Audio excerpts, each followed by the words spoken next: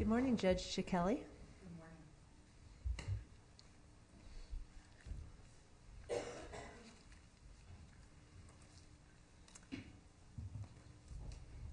Welcome this morning. And you may begin your opening statement when you are ready. All right, very good. All right, good morning to all of you. I want to start again by thanking all of you for your continued dedicated service on this commission. I've enjoyed having the opportunity to meet with all of you over the last several months, and I'm very humbled to be here again this morning. In my previous interviews, I've told you a lot about myself, my commitment to public service, my personal history. Today, I'm going to take a little bit of a different approach, and I want to tell you why, as between the 11 outstanding candidates that you are interviewing for this position, that I'm the best candidate for this position that you seek to fill on Iowa's Court of Appeals. I submit that there are 5 reasons. Those include my district court experience, my numbers, my philosophy, teamwork, and then finally, geographic diversity. I'll start with my experience, and we'll begin by making what some might consider a very bold assertion, that my experience as a district court judge on a large, busy, and varied docket is critical for this appellate role and uniquely qualifies me for Iowa's Court of Appeals. Iowa's Court of Appeals reviews approximately 1,300 cases per year.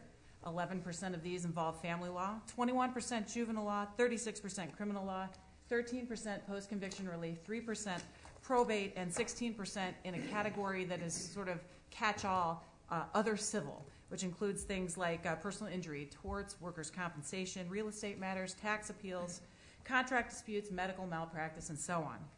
It's a fast-paced and varied workload, the greater percentage of which involves review of judicial decisions that come from my level, the district court. As a district court judge, other than juvenile law, which I spent a great deal of time practicing in my 15 years as a practicing attorney preceding my appointment to the bench, even in the past couple of months, ever since I interviewed with the commission last, I've handled cases in each and every one of those areas of substantive law. I have decided cases in commercial real estate, tax assessment appeals, post-conviction relief, mental health appeals, family custody, support cases, divorce cases involving asset and debt distribution, felony criminal, misdemeanor guilty pleas, and felony sentencings. I've entered property foreclosure orders. I've opened, closed, and managed the progress of estates, guardianships, and conservatorships. I've conducted case management hearings in murders and other felony cases, products liability and personal injury cases, and handled multiple domestic abuse hearings, as well as contempt and injunctive relief hearings. I've spent time on the hectic dockets of the very urban Linn County. Also spent time presiding in 2 of our smaller, more rural dockets at Marengo and Tama, Toledo. All of this just since August, and really on a continuous basis throughout my tenure as a district court judge. Thus, my experience is broad and robust in virtually every substantive area of law reviewed by the Iowa's Court of Appeals. Moreover, both as a trial lawyer for 20 years and now as a trial judge for nearly 7 years, I've garnered a significant amount of trial court experience and have handled a multitude of jury and non-jury trials. Nearly every week I am in trial. And in fact, after my interview here on August 5th, I returned to Cedar Rapids and started a 2-week-long wrongful death jury trial that very afternoon. This trial experience informs my judicial decision-making and demands the exercise of judicial discretion in a way that only a district court judge would be familiar with. Having exercised judicial discretion in making real-time decisions in the courtroom on the applicable law, admissibility of evidence, with regard to credibility and procedure, I assert that a judge of Iowa's district court with such breadth and depth of substantive law knowledge is best equipped to review the decisions of other judges. Also, my vast experience in the courtroom gives me a sense for what goes on in the courtroom far over and above what merely reviewing a transcript is able to convey. Moreover, as a judge, I point to my efficiency and my strong work ethic. The dockets of my district court, with nearly 500,000 in population, are not unlike that of the Court of Appeals. They are hectic and busy, and a large and unrelenting caseload. I believe this has prepared me well for the immense and frenetic pace of Iowa's Court of Appeals. Sitting on the fast-paced dockets of Cedar Rapids and Iowa City, I enter roughly 1,100 dispositions per year, and I don't just survive, I thrive at this pace. Additionally, I have always completed my work in a timely manner, emphasizing the litigants at the center of each and every controversy. This leads me to my second point, my numbers. We'll call them my numbers, 95, 7,700, and 2. When I sat down to consider what metric or methodology might inform the commission on how to differentiate between the work of one judge versus another, I arrived on 2 answers. One metric, the judicial retention results of the Iowa State Bar Association, is a subjective reflection of what lawyers think of a judge's work, skills, timeliness, demeanor. It's important because it tells you how the judge treats litigants and demonstrates knowledge and compassion in the work that they do. My number there is a 95, a solid A.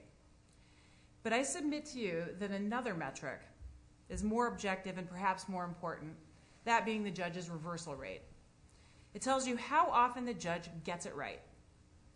Based on an estimate from court administration, 7,700 is the approximate number of dispositions that I've entered. 2 is the number of times a ruling of mine has received any negative treatment by an appellate court, and I'll remind you that each of those was only a partial reversal or remand. This leads me to give you 2 more numbers. 100% timeliness of all of my rulings, again, focusing on what's really at stake here, the people at the center of the controversies.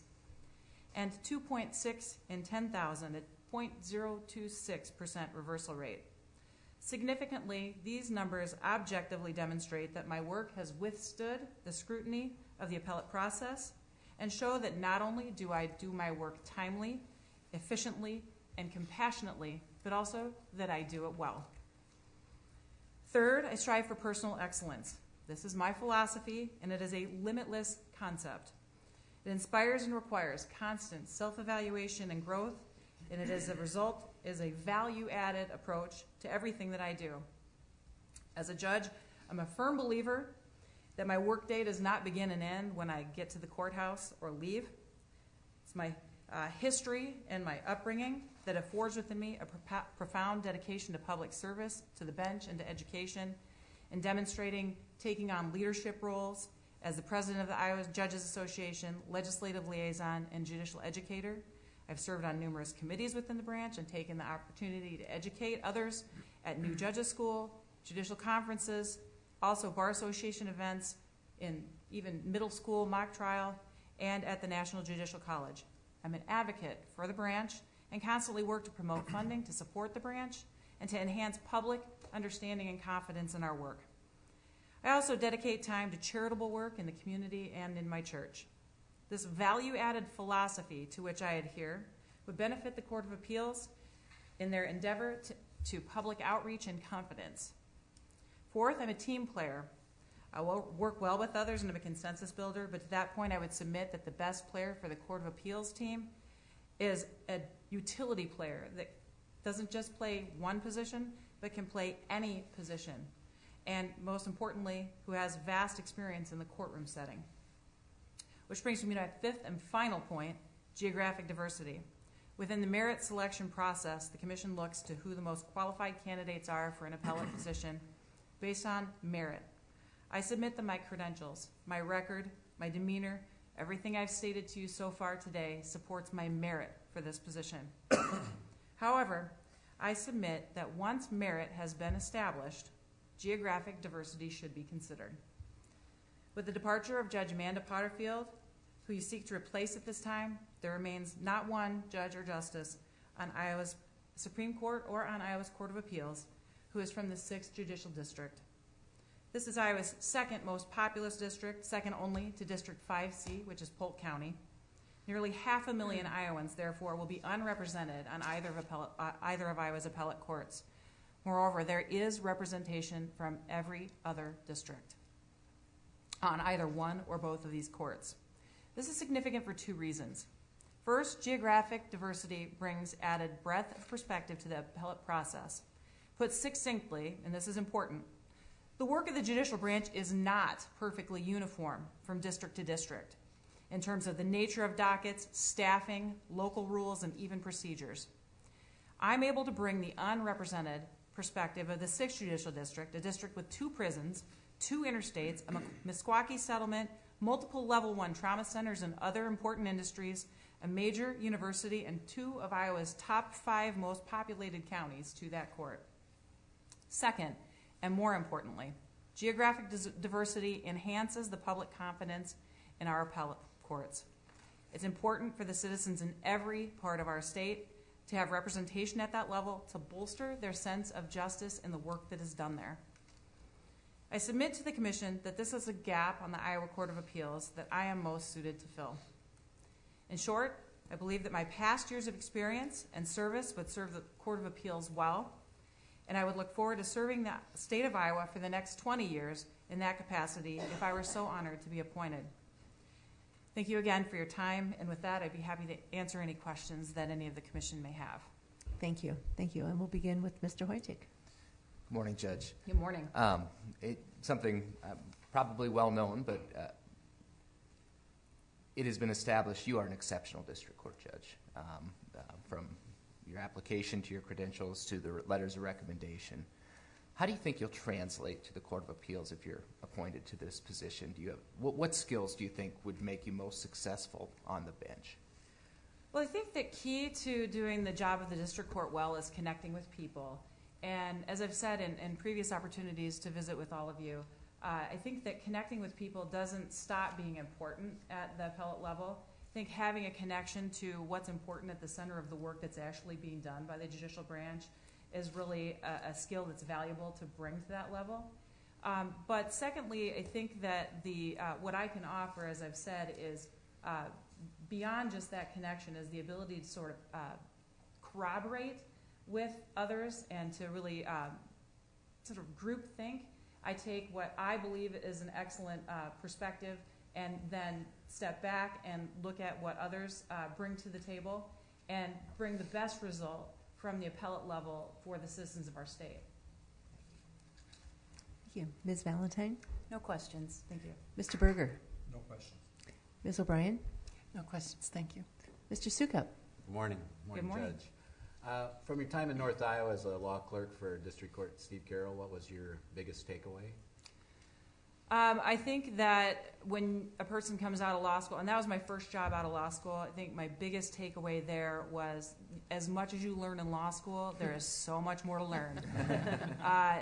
You just have a really steep learning curve in a position like that. I was in the courtroom a lot with the judges that I worked with, was able to see litigants and to really feel and sort of empathize with what was going on with them.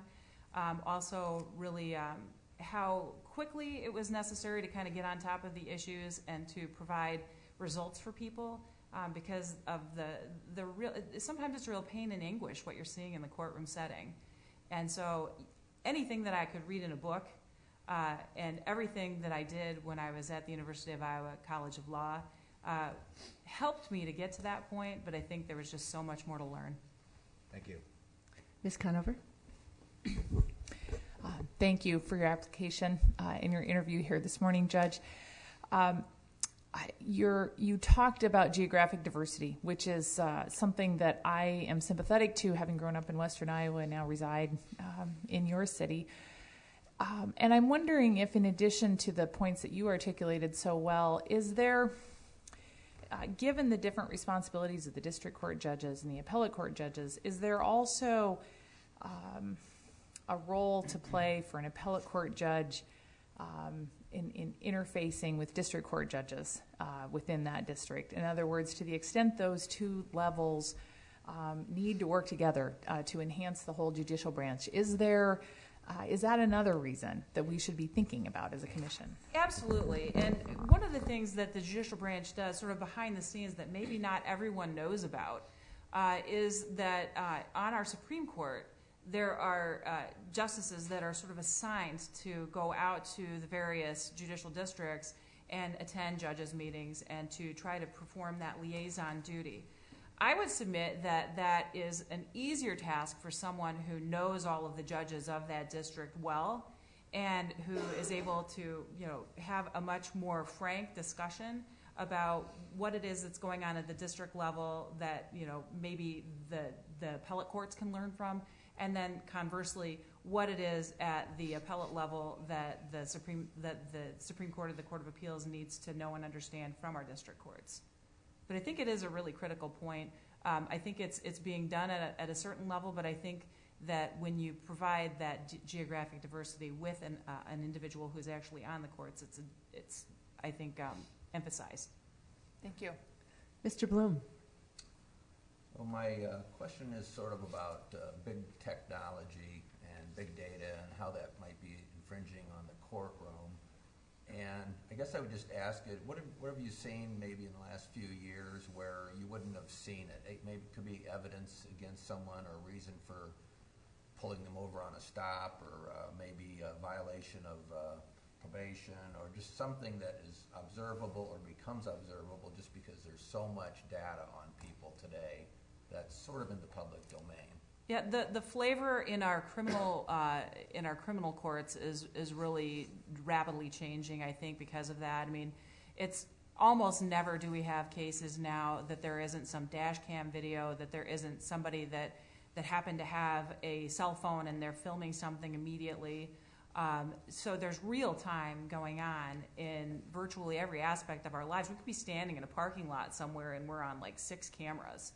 And that becomes very apparent when we're looking at discovery issues and suppression issues, at least in our criminal courts. We also have the Carpenter case not too long ago talked about suppression with regard to location data in a search warrant. The world knows where I'm at right now because I'm still wearing my Garmin watch. And so we have those kinds of things happening, and they do reach the ground in the courtroom level. And they're decisions that are up and coming, especially in the criminal aspect of things. But also they translate over into where did a farmer plant their corn? We know that because there's GPS in their equipment these days. And so those things come into all of our cases. And it's important that we keep up with it. Okay, thank you. Mr. Gray. Thank you. First, just I thank you again for your application. You and I have interviewed a number of times. But I want to follow up with the geographic diversity question you answered. You've articulated a number of reasons where judges should be from. I want to emphasize, I think, that it's important that the judges remain in the community that they come from. Would you continue to live in Linn County if you were named to the Iowa Court of Appeals? Absolutely. I was born and raised there. I love Eastern Iowa. I was reminded this morning at how gorgeous it is and why I choose to wake up there every day. By the beautiful frost in the trees on my way here. My family is there. My friends are there. I have friends and family really throughout the state, but where I want to be is exactly where I'm at in Cedar Rapids, Iowa. I love it there, and I love the people. Thank you. Thank you. Ms. Law. No questions, thank you. Ms. Pearson. Good morning, and thank you for being with us today. On your application, you note that in the past 10 years, and prior to your current appointment, you handled over 50 pro bono cases. Are there any significant ones that just still impact you today or help shape your philosophy and where you're at today and how that would enhance going forward on the appeals court? Yeah, absolutely. I can think of so many that really impacted me. One that I took on, it was essentially a no-fee basis, was an individual who had she was a ward of guardianship, and she was therefore kind of a ward of the state. She had no family or anyone else, and she ended up choking and aspirating on some food at the care center that she was at. It was my job then to go and seek a court order to allow for end-of-life procedures. And so I went, I got all of the paperwork in place, I got the court order so that the doctors could take her off of life support. But I thought to myself, there is no way that I'm going to allow this individual who has no one other than me, who she doesn't even really know, not allowing her to die alone. So I went and I held her hand while they pulled the plug. And that was rough, but I felt that it was absolutely necessary. And this kind of goes to that sort of value-added approach. It's just something that I felt was necessary, and so I did it. Thank you. One quick question, Ms. Stanger. Thank you so much. Good morning, Judge Chicchelly. Thank you again for going after this you've been here, I think, more than I have, and every time you have been demonstrated your work ethic, your professional skills, and all of that speaks so well ahead of you, as Mr. Hoyting identified. The bar, the local bar, and all of the practitioners in front of you are extremely impressed and grateful for all you've done. I've heard they don't wait for you. You are timely, you make decisions, and so from your professional side, and Ms. Pearson addressed, maybe a professional moving experience, everything's outstanding. I wanted you to share the personal. I want you to have an opportunity to share a personally rewarding experience or something in your personal past that may impact you and how that's brought you to today. Well, I think that I look at my entire life as just being such a blessing and so rewarding. I'm really graced to have a wonderful husband and parents that loved me and children that are just fantastic and helpful and beautiful people. Now, I'd say picking any one thing out as a super moment, I think that would be really difficult for me. I just like to continue to strive each day to deserve what God has given me. Thank you. Well, thank you, Judge Chicchelly, for being here. We are out of time. We appreciate your application, and we certainly wish you well. All right, thank you so much. Thank you all. Thank you, Judge.